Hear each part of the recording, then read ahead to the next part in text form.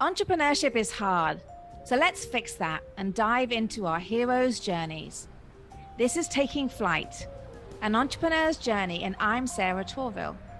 Join me as we delve deep into the passions, expertise, and experiences of those already in flight. This show is sponsored by EO Atlanta. Hello and welcome to EO Atlanta's podcast, Entrepreneur's Flight.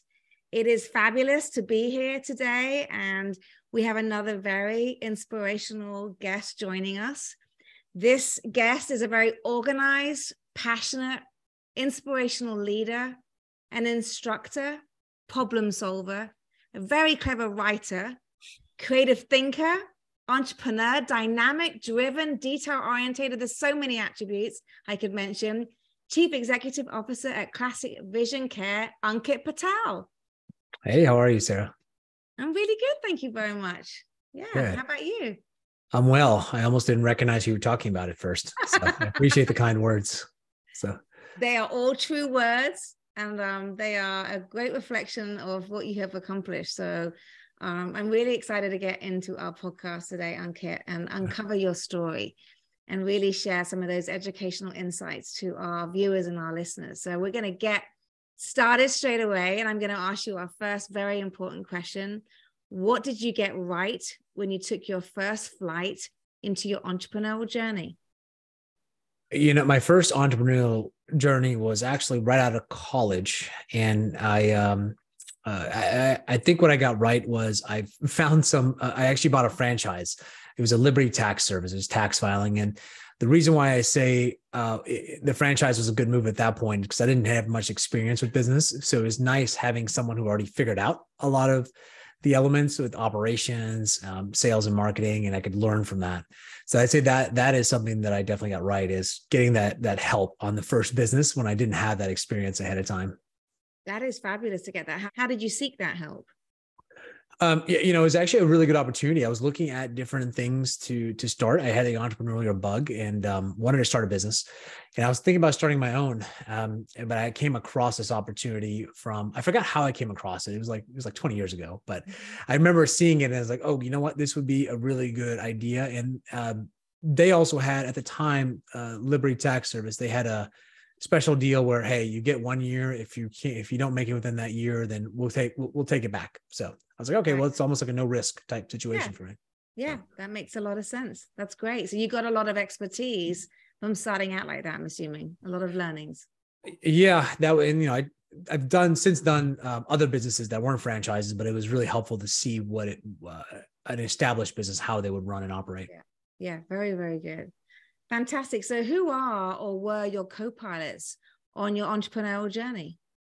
So, I started when I was still single in my early 20s. So my parents were really helpful with that for sure. My dad actually helped me out. He was one of my employees in my first business. So that was nice. And he was really supportive with that.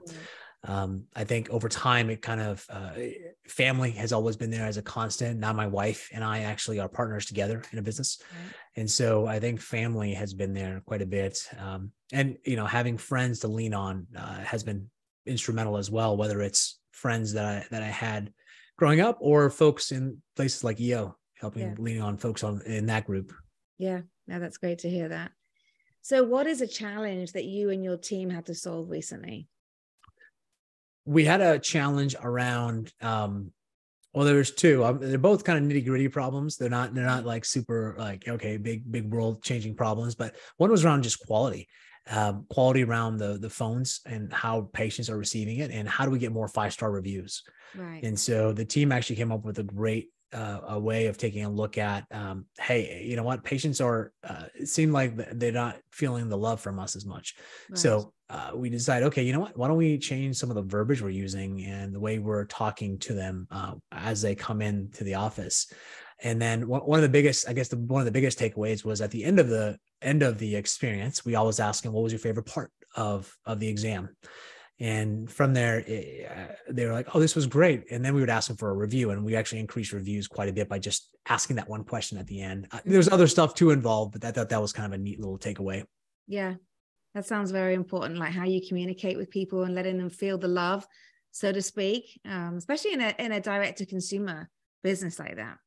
Yeah, absolutely. And you know, reviews are really important for us. So we have to make sure we maintain that. But how did you actually go about and write like better copy and improve all that communications? Was that something you guys did internally? Did you hire an outside agency? All the above. So we have a couple of consultants we work with from my own experience, and we try to use the patient's words, right? And so when patients would give us review feedback, they would say things like, "Oh, I really liked this person, like Mariah. She's one of our techs." And I was like, "Okay." We'd call the patient and ask them, like, "Hey, what was it about this that made it so cool?" Well, I feel like she listened to me and she asked me questions that no one else asked. And I was like, "Okay, what were those questions?" And so we wrote those down. And so we started seeing trends and themes when we started talking to patients on the ones that really liked us. And we started trying to do that more consistently with every patient versus, not as consistent. I love that. You're right. Asking the patient, it sounds so obvious, but actually using the language that they use and adopting that in your communication. So I think it's I see a lot of businesses where it sounds bad, but we forget the customer, don't we? But it's actually, it's the customer that you're needing to speak to. So speak in the language which they speak. Yeah, absolutely. And that was that was one of the easier things to implement. And, figuring out how to wordsmith it with consultants and, to having the team look at it. We also did that as well, but that's where we started. Yeah. So did you have to roll out kind of those kind of more friendlier communications across all your marketing assets? So we're in the process of rolling it all out. So we have a lot of handouts that we had to redo. But yes, we are rolling that out. It's just there's a lot of collateral we have to change over, so it takes a little time. I'm sure. Gosh, that sounds great. So for anybody who's in a similar situation like you, where they're noticing that they need to, I don't know, lean in a bit more with their customers, what piece of advice would you give to them? I'd talk to them, right? Get as much feedback, try to get the pulse, at least dedicate some time every week to reach out to a customer and actually ask them directly, what was the experience like? What was your favorite part? What was a part that you wish were different? What do you want to see more of? Some questions like that to really engage them and get feedback. Mm-hmm. And are you doing that over the telephone, or how are you doing that? Mix. So we have brick and mortar stores. So if I'm in office, occasionally I'll just ping a patient or I'll call them. Mm-hmm. Sometimes it's email. Sometimes patients prefer that. So it just depends on the patient. Okay. And just one last question as I think about that, because I'm in communications. Obviously, I care about all of the things you're talking about, but is it you doing it, Ankit? Does it have to be from you, the owner, or can it be from other people in the company? It's best if it comes from the owner. Be honest, I've delegated some of that at this point, but I get the most benefit when I do it. Yeah. And really, if it really should be from the owner, but I can't say I'm perfect with that, honestly. So I do get help from my team with that as well. Yeah. No, I bet you're right. You got to mix it up a little bit, and you got limited time, but it sounds like where you can, you try and do that, which I think is great. Yeah. So do you have a favorite book right now? I do. It's called Hiring Talent by Tom Foster. Okay. Hiring Talent by Tom Foster. And what is so good about this book? It just gave me a framework on how to think about hiring and people's capability and how to assess that properly in an interview and how to assess it properly in a work environment. So were you struggling in this area before? No, I thought we were pretty strong in this area, but it's one of those things that, okay, I know when you get good at something, you realize how much you don't know. And I think we're starting to get decent at hiring. And I was like, well, there's so much more I don't know about it. And so as I dug in, it's like, okay, this is an area that I'd like to learn more about. And that book actually gave me a lot of that framework. So I think most of us have heard of behavior-based questions when we interview. Yeah. This is sort of taking that to another level in terms of how to frame it, how to look for things on resumes that really say if someone can actually do the job that you want them to do. How do you write the job description? And mainly, how do you design the key deliverables for this job? And what type of person do you need to hit those? Right. And what are you looking for from that? And so that was really helpful to have that framing. Because I think, at least I had this challenge that I always think like, oh, this person seems so great. They have so much potential. I think I can get them to where they need to be. And not falling into that trap of doing that and really hiring folks that are capable of the job and demonstrate capability. They can come in day one and just about move things forward. Or maybe not even day one, maybe day 90, but there's a short time window that that they've demonstrated they can do this in versus someone that just pure potential. Yeah, no, that makes a lot of sense. So what excites you about your future? Like, what does your future of flight look like? So what's exciting me is where we're going next. And so, we about 3 years ago, we started taking a lot of our back office items and putting it offshore in the Philippines. And now we've actually been providing back office services for other optometry offices and other practices. And so that's been taking off really fast. And I guess when you say flight, I guess taking off. Yeah. So I know I'm here all week. So try the fish. So that's what I'm really excited about, because it's really fun. It's fun talking to other optometry business owners that I know the industry, helping them out and helping them grow their businesses as well. Oh, that's great. So like providing consultancy, is it the consultancy and also any development? It's actually doing their phone, answering the phones for them, inbound, outbound calling service, replacing a lot of the back office services with folks who are remote. So it's, so we actually are more closer to a staffing agency than a consulting, but we do a little bit of both. Yeah. Yeah. That sounds really exciting. Okay. So Ankit, who are you? Like, so pre-flight, before you said 20 years ago, I think you got into this crazy entrepreneurial life. What was life like before? So it was very much, I will tell you that it was very much like soul searching, like what do I want to do? What do I want to be when I grow up? I have a lot of ambition. And initially I thought I was going to be in the corporate world. And then I got my first job, and 2 weeks in, I had a project, and the project was a lot of work. I mean, it was a bunch of data crunching. I had to take, it was at Delta, and my boss had asked me to do some data collection on driver times, because I was an engineer and that's what we did. We optimized driver times and whatever. But they're all manual. And because this is before the age of electronics and computers. And so we literally went through, my partner and I went through 9,000 records manually over the course of 2 weeks and entered them into a database. With the assumption in my head, this is also a lesson learned, I guess, don't assume, but my assumption was, okay, we would be involved with the data process, how to analyze it, how to think about it, how to create a solution out of this. And that wasn't the case, right? After that, they said, okay, thank you for the work. See you later. And they took all the person who was doing the project took all the credit for it and didn't. And so at that point I was like, yeah, no, not doing corporate. No. So that was very well formed after my 3 weeks into my first job. And so, and in most of my entrepreneurial journey has been trying to find that, okay, what's next for me? What do I want to do? How do I want to contribute? And so pre-business, it was very much that exploration and building skills and just being, 20 something or a teenager. I think, and just finding things I enjoy doing and building skills. Okay, that's great. So it sounds like that Delta experience was like, is it because you want to be able to own something, whereas when you're in corporate, like you're giving a specific task, you're not owning anything, are you really? You just. Well, that was the shock, right? Because I had the assumption that, I would help own this project. I knew I wasn't going to be the head on the project. I just started, right? I was like, okay, but I'm going to be included on it. But when I wasn't even mentioned, it was like, okay, that ownership piece came in.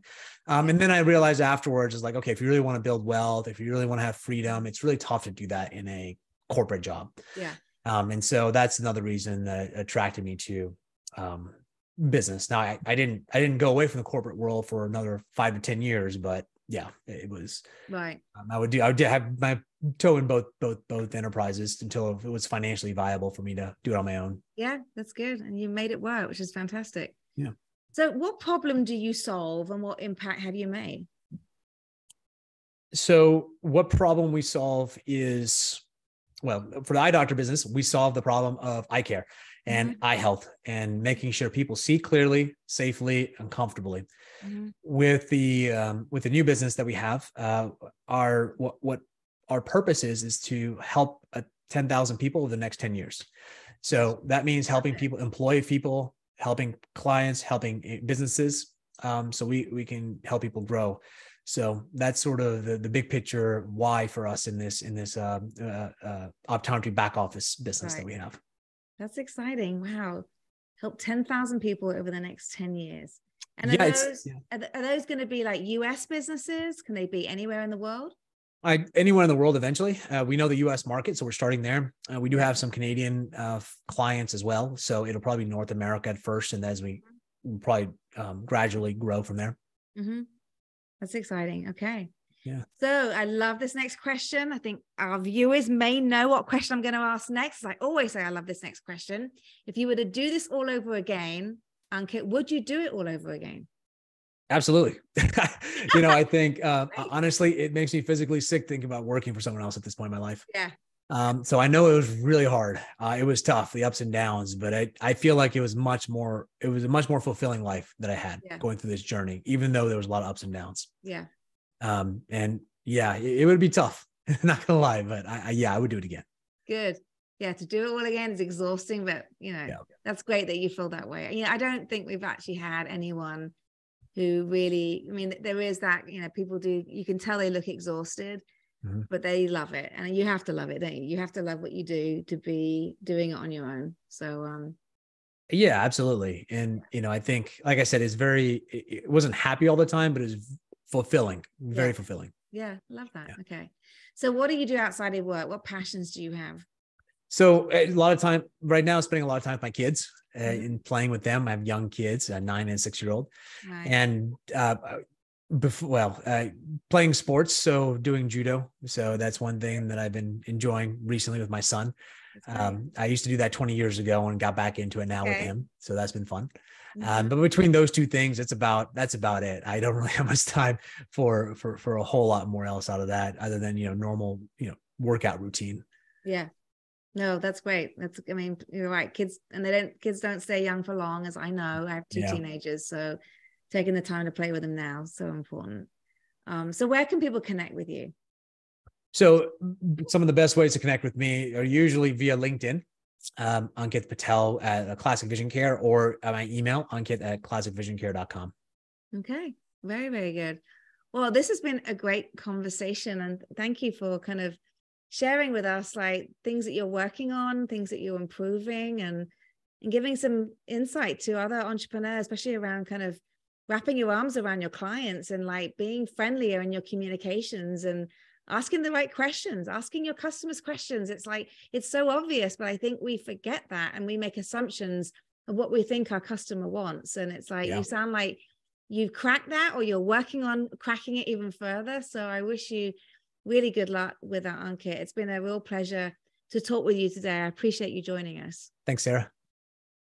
Thank you to our audience. If you learned something today or you laughed, please tell someone about this podcast, The Entrepreneur's Flight. It's very, very important to all of us entrepreneurs. We want to share our stories and really allow other entrepreneurs to learn from each other. So once again, thank you, Ankit. Thank you. Take care. Thank you very much. It's been another exciting episode of EO Atlanta's Taking Flight. See you next time. And so that wraps up another episode. Thank you for joining. For show notes and other episodes, visit us at takingflight.live. For more information about EO Atlanta, visit eoatlanta.org. Special thanks to the following sponsors: